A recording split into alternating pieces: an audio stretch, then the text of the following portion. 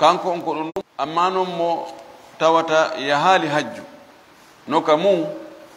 oɗo no moƴƴi ka o hoora nden ñande ma himo arafa toon kono kanko na o hajjowo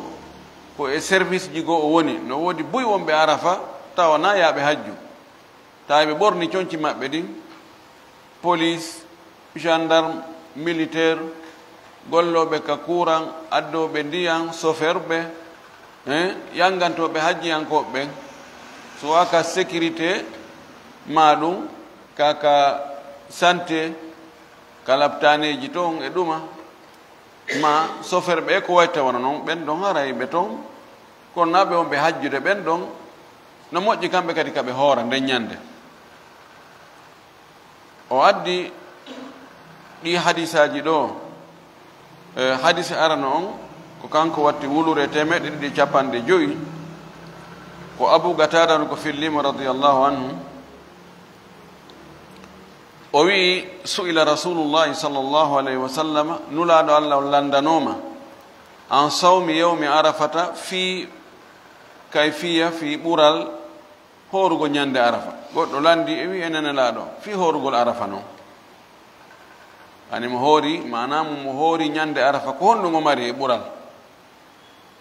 qala nelaɗo maaki horugo ñande arafa yukaffiru no hoɓɓita bakkatu assanata almadiyata hitande feƴƴunde nden bakkatu ko on tigi faggino hitande feƴƴunde nden so hoori ñande arafa Allah waɗay sabu ɗum ɗon si tawi no heddino bakkatuji makko ɗi o yaafaka e nder hitande feƴƴunde nden sabu ko hoori ñande arafa kon o yaafe ɗin bakkatuji ɗon wal baqiyata e hitande kadi luttude nden arayde nden joni andi ñande arafa haray hitande wonde e lannude nden luttanide seeɗa ni luttanide tele balɗe nogay e goo hara nde no hitande lanni hitande julɓe ɓen ɓa hitande julɓe ɓen ko lannata ko ñande nogay e jeenayi ma ñande 50 e donki hara nde hitande ɗon lanni ñande goo joom bente ko nden ñande woni ñallal aranal ngal e hitande nden ka julɓe ɓen joni noon ñande arafa ko ñande jeenayi donki mana haray ko lutti ɗon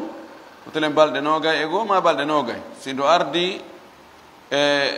ko tawi ko nogay e jeenayi ndu heeɓi ɗon aray ko balɗe nogay lutti si ndu heeɓi balɗe 50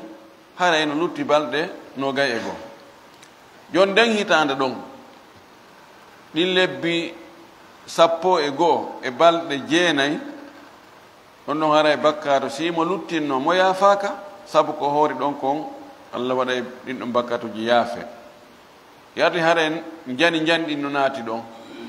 ɓuri selde ko haren jani ɗin naata ɗon jon nden hitande heedne ɗon nden fuɗɗoto nden e ñande goo joom bente nden ɗon kadi bakkatuji tosoki ɗin Allah waɗa sabu ɗin ɗon kadi ɗi yaafe ɗi aray ɗi tawa wurin anti no woodi yaray tun ɗi monto yaray tun ɗi monto jan ɗum ɗo ko ɓural molanangal neɗɗo fota e welsindade ɗum sabu bakkatuji tosoki ɗin ko neɗɗo watta ko ɗin no ɗuuɗi haa feƴƴiti fayda wawata wonde ñallal neɗɗo ko o wakkili wo ko o wakkili ñallal ngal ngal wona kangal fuɗɗi haa ngal gasa 24 heures hara waɗali bakkatu hum wo bakkatu fayda ɗum ko impossible tentini o zaman men mo wonde nge mum ɗo tawa o ndaarali ko o hanano ndaarude o wowlali ko o hanano wowlude o waɗali ko o hanano waɗude o accali ɗi o hanano wadde ɗi wela fi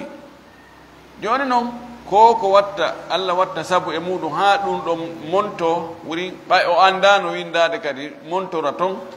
tawon tigi welsido e ɗum idan horugol ñande arafa nden no moƴƴi ɓay duuɓi ɗiɗi fof haray bakkatuji tasoki ɗi ɗum ɗo wona e sabu ɗi monte hadis on ko fillimo ko imam muslim hadis heɗɗon o kanko watti wulure e 250 وعن ابن عباس إتام عبد الله بن عباس رضي الله عنهما أن رسول الله صلى الله عليه وسلم صام يوم عاشوراء وأمر بصيامه متفق عليه Abdullah ibn Abbas o wi'i nelaɗo meɗen on o hoorino ñande sappo jombente ɗum ashura ani al ashir kono ashura tasua thamuna sabua sadusa khamusa rabua thalutha thanua non ɓe limira non o hoori ñande sappo jombente wa amara bi siyamihi o yamiri kadi yo ɗum hoore o yamiri yimɓe fof o eno fof yo hooru ñande sappo jombente muttafaqun alayhi no fotta e sellugol muɗum no ari e riwaya goo fayi mo fotta e sellugol muɗum o aru o feru o wi makka o wari madina ɓay o hewti woni ha ñande sappo jombente o tawi alyahudu ɓe hari no madina ɗon andi banu nadir ko ɗon wonno banu gaynuga ko ton wonno honno wiyete banu ɓurayda ko ɗon wonno ɗiɗo gori tati e gori alyahudu hari ɓe ɗon banu nadir banu gaynuga banu ɓurayda hiɓe hoɗi e quartier ji sertuɗi e nder saare madina nde o ari o tawi nden ñande tawi fof no hoori alyahudu moyiɗa ono hoori moyiɗa ono hoori ɓayari o wonda e maɓɓe o anda sa yi ko a wowa aɗa foti landade ko fi hono ɗum waɗani landi ɓe ko honno horan ɗo ɓeyni ngal ñallal ɗo ngal ko ñallal teddungal e amen minen min fof min hooray ngal saabu koye ngal ɗo ñallal Allah subhanahu wa taala danduno annabi Musa e yimɓe muɗum o halki Firawna e koneli muɗum ɓay ɗum feƴƴi annabi Musa jarniri Allah hoorugol ngal ñallal ɗon kala ka hitande hewti ngal ñallal ɗo Musa o hoorayno ngal minen kadi ɓay Musa ko sorirawo amen koye amen o jeeya minen kadi meɗen jokki ɗum min ƴetti aada minen kadi min hooray ɓay o hoorayno yettugol Allah ko Allah dandimo kon halki gaño makko on minen kadi min hooray yettugol Allah aɗa maki awa baasi ala kono minen ko minen ɓuri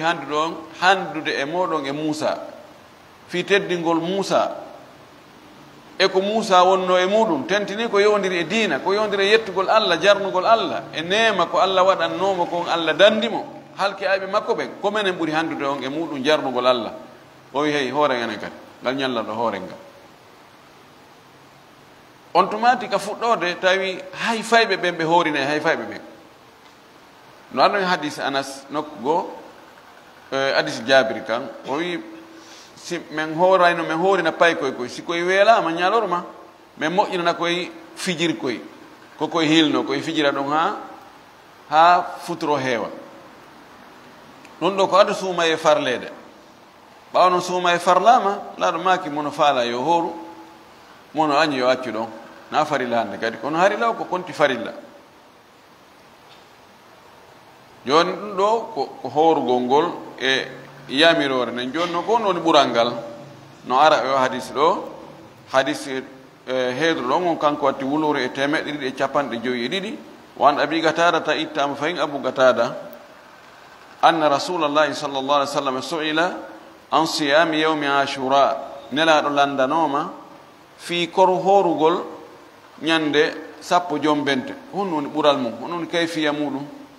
fagala o maki yukaffiru sanata almadiyata ɗum ɗon Allah waɗay sabu ha bakkatuji hitande feƴƴude nden nde ɗiyafe wiɗen tosoki ɗin rawahu Muslim jaka hoorugo ñande arafa no jogii ɓural ɓuri hoorugo ñande sappo jombente sabu ñande arafa kanko duuɓi ɗiɗi jombente on ñande sappo jombente on kammo hoori haray ko hitande wotere o heeɓi bakkatuji yaafaɗi kono no wayi o no wayi no moƴƴi rawahu Muslim tawim joni goɗɗo inna joni on tigi hoori ñande arafa e nde hitande ɗo jeenayi donki ñande sappo jombente kadi o hoori joni noon si tawi Allah jaɓanima korka kanko horno ko ñande arafa haray d'ailleurs ɗi bakkatuji ɗi o wanno ɗon e nde hitande feƴƴude hitande arande nden fof hara ɗum ɗon tusokiri fof haray montama joni no haray e horugol makko ngo ñande sappo joom bente kon ɗum ɗum nafoytamo ɗa e ara e tawa waɗanoma yani monti ala ko ala hande kadi ko monte montanoma tawa baraji ɗin no winda waali ɗum ɗon ko feere on tigi windante baraji no wawi e ɓural allah allah subahana taala tawa joni ɓay bakkatu ala ko monte montanoma konko monteno bakkatuji ɗin ko joni ɗum transféré watte kadi baraji no wawi e ɓural allah no wawi ɗon ɗon mare ɗon effet mum hara bonali e hitande gono gasa o ronkoya o empêche o ronka wawde horude ni e ñande arafa ni ñande sappo joom bente no wawi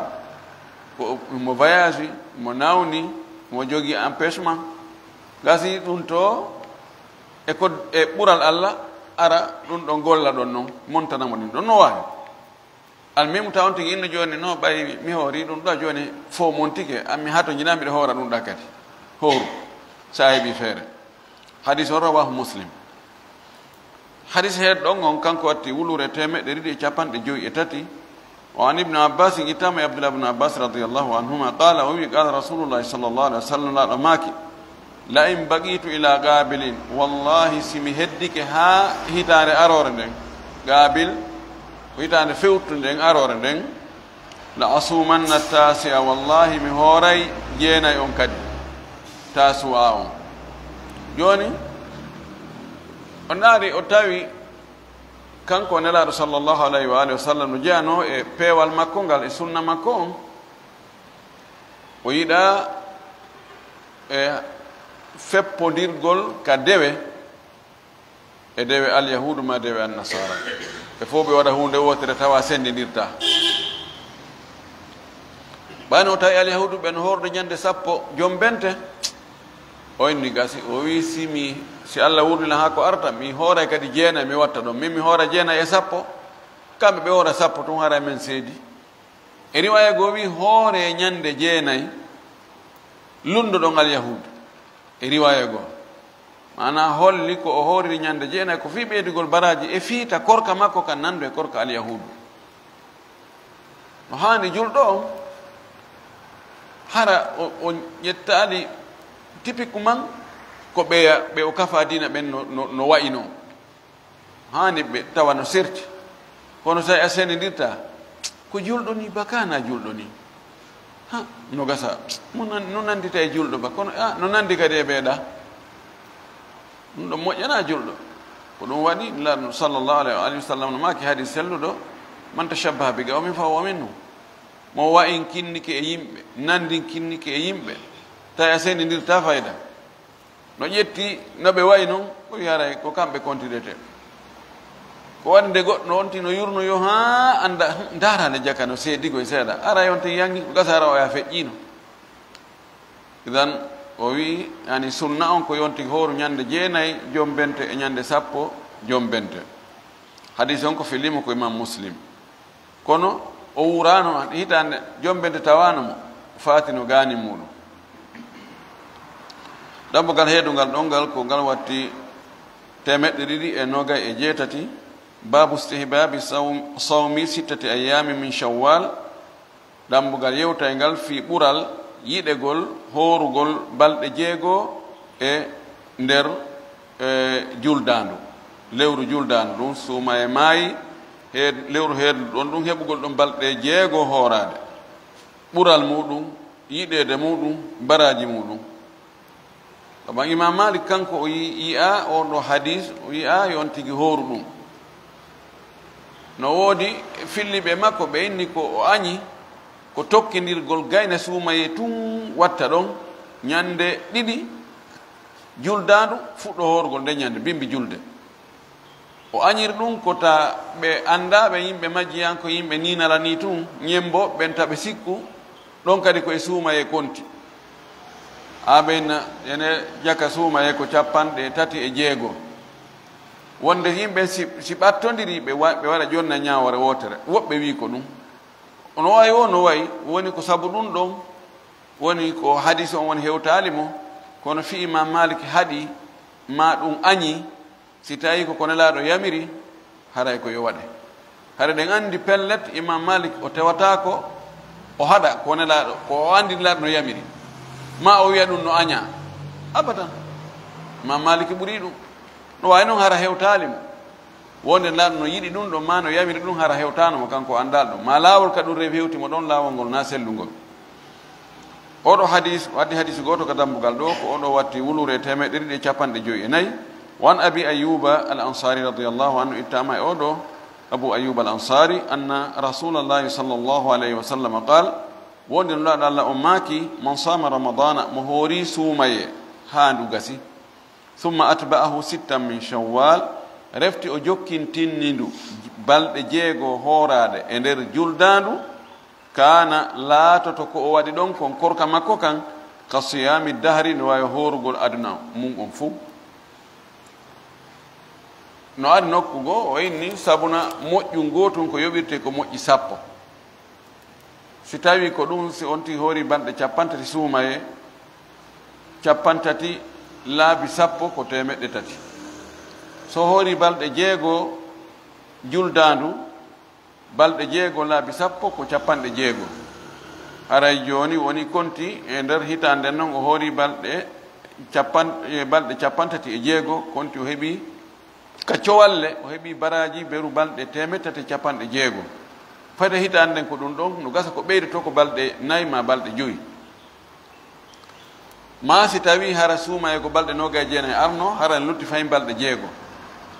fiyo complete timma balɗe hitande nden allah subahana taala o ittay ka o sowiriɗa o waɗi gotum kon o waɗi ɗon sappo o hokki on tigui jeenayi ko fi on hayta hokka mo ɗon balɗe jeego ala hatta ko ɗum waɗi so tawi hitande be hitande on tigui hoora e suumaye o hoora kadi balɗe jeego e nder juldandu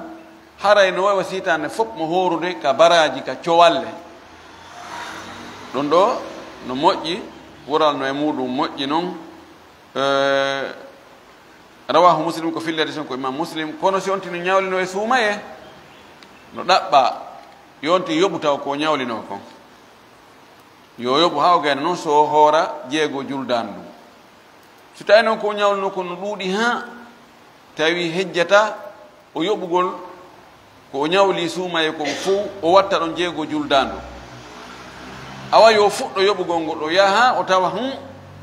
ko hawa ɗo mi wawi yoɓugol komi ñawlino kon si tawi mi wawi wattugol ɗo jeego juldandu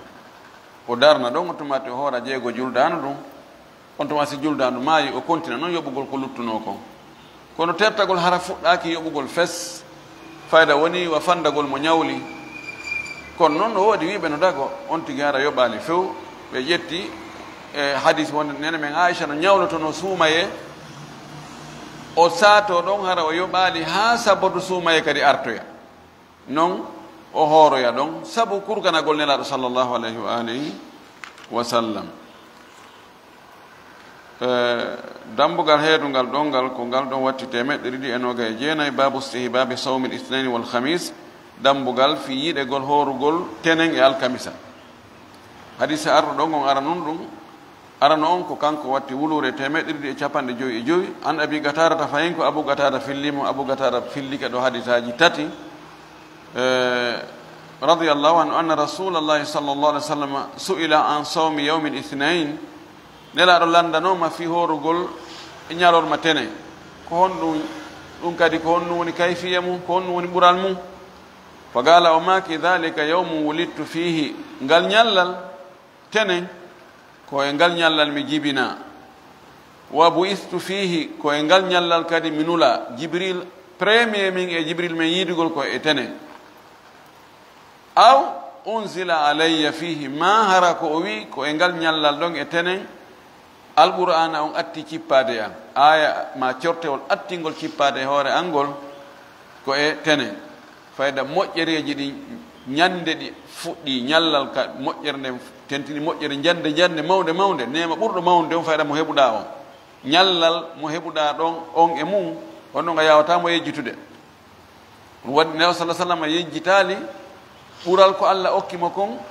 e ngal ñallal tenen wongol ko ɗon o jibina wonugol tawa kadi koye ngal ñallal ɗon o woni annabajo woni nulaɗo ɗum noon ko ɓural ko ɗum waɗi o hooreno ngal ɗo ñallal sabu ɗi nemaji ɗon anditangol Allah yetta Allah jarna Allah ɗi nemaji ɗi o heɓuno e ngal ñallal ɗon rawahu muslim woɓɓe no ƴetti ɗum ɗo dalil wigol haray mawludu ella ala e muɗum mawningol mawludu ay nelaɗo mawnini ñallal ngal o jibina e mum ngal kono ɗo wona si o wino toon ko ngal ñallal ɗum mi jibina e mum miɗo horude fi teddingol ngal ñallal haray no hi no nani kono o wi ko o watti ɗon kadi ella goɗɗo goo sabu goɗɗo goo ɗum wonde ko ngal ñallal ɗon kadi o atta o atti heɓude wahayo jibril koye ngal ñallal ɗon atti arde mo jaka wona sabu jibinede tun e ñallal ngal o hooriri ñallal ngal teddingol ñallal ngal hadis on ko fillimo ko imam muslim hadis he ɗon kanko watti wulure temeɗɗe ɗiɗi e capanɗe joyi e jeego wa an abi hurairata radiallahu anhu an rasulillah sa sallam qal ittama e abou hurayra o itti e nelaɗo sallllahu alayhi wa sallam nelaɗo allah maaki tu'radu l amalu no weeɓite golleji jiyaɓe ɓe yawmal isnayni ñande tenen wal khamis e alkamisa ɗi weeɓitan e allah contrandi on malaika ɓen ko waɗanta allah contrandi golleji jiyaɓe ɓen koye ɗeɗo balɗe ɗiɗi ko tenen e alkamisa o wi fa uhibbu miɗo yiɗi an yurada amali nde golle an ɗe weeɓitete ka allah wa ana sa'imun tawa miɗo hoori ɗo kadi woni ella tammo fii ko nelaɗo hooreno kon e tenen dakana fi jibinegol ngol tun ko tawde ko nden ñande kadi o nden ñande o wahayo on atti e makko ko nden ñande kadi no jeeya e ñalormaji ɗi golleji ɗi weeɓitete yeeso allahu subhanahu wa taala idam ɗum ɗo bonnitani ɓe ƴettuɓe ɗum ɗon dalil wonde mawningol mawludu on ino selli rawahu at-tirmidhi wa qala hadithun hasanun o wi hadis o no moƴƴi wa rawahu muslimun bi gayri dicri sawmi kono imam muslim no filli o hadis ɗo kono fi korka ala toon ko o wi tun golleji jiyaɓen no weeɓite yeeso allah ñande tenen e alkamisa ko ɗon hatti kanko imam muslim turadu l amalu yawma al isnain wal khamis amma fa uhibbu an yurada al amali wa ana sa'imun ɗum ɗo ko tirmidi ɓeyditi kono noon ɓahimo selli ko ɓeyda kon si tawi no selli haray no wawi hadis feerejo ko gollitirte ɗum hadis sakkitiɗon ka dambugal ɗo sakkitiɗon kadi fayin ka darso ɗo inchallah ko kanko watti wulure temeɗɗe ɗiɗi e capanɗe joyi e jeɗɗi wa an aishata ittama nene men aicha radiallahu anha qalat nene men aicha maaki kana rasulullahi sallllahu alayhi wa sallam nulaɗo allah on laatinoke yataharra himo ɗaɓɓita himo huulana sawmal isnaini horugol tenen wal khamis e alkamisa kono yataharra huulugol ko wigo enen hande de ko jinu hande ko asewe bon janngo ala faɗɗi janngo e tenen donc faɗɗi janngo mi hoore ɗa kadi miijo hande de ko on noon hande ko ala ɗo janngo hara no waɗi haqqille e muɗum o huulanayno o ɗaɓɓitayno tenen e alkamisa fi yo hooru haray toujours mo miijito himo lando fi wota laawo mo wota feƴƴitumo taharri ko ɗaɓɓutugol hunde ha yiyande hara nde laawaki ɗum mo huulanayno tenen e alkamisa o hoora rawahu tirmidi oɗo hadis kadi ko fillimo ko imamu tirmidi wa qala hadithun hasanun o wi hadis o himo moƴƴi cheikh albani rahmatullahi alayhi o wi ka sahihul jami hadis o hino selli idan neɗɗo on yo hebbi waɗugol ko moƴƴi tentini ka hoorugol o jaa e moƴƴereji ɗin e rewirgol allah korka mo allah sembini e hoore ɗum haray mo mari geɓal mo wonnangal nde wonno hadis abi umam al bahili ɗo go arino o tawinelaɗo o wi enenelaɗo yeetin golle naade ɗe lan aljanna woɗɗintinnami yiite o wi mi yamirima hawrugol o yahi o jokki ɗum ha o sikki hara nelaɗo makirni tun harana ko miijita ha mana wahayo o aroy o sikki nelaɗo yejjitino ko landimo kon ɓaawo neeɓi waɗi in nelaaɗo nanduma yeetolan golle naadallan aljanna woɗɗintinami yiite oyni mi yamima hawrugol alaa ko ɗum eɓɓinirte alaa ko forta e muɗum tawi ɗo ɗum ɗo wona naa ko hottano gan yon tigi wakkilo o waɗa dewe ɗen fof tentini kadi ka hawrugol en torki Allah subhanahu wa taala yo Allah faami en kaadina faamu selluɗo o arsi kan kadi gollitirgol ko faamu ɗen ko mo jaɓana ko wonnange gollude kon fof o waɗa en malaɓe naataɓe aljanna wa akhiru dawana an alhamdulillahi rabbil alamin wa sallallahu wa sallam wa baraka ala nabiyyihi al amin. Naam. Aleykum salam.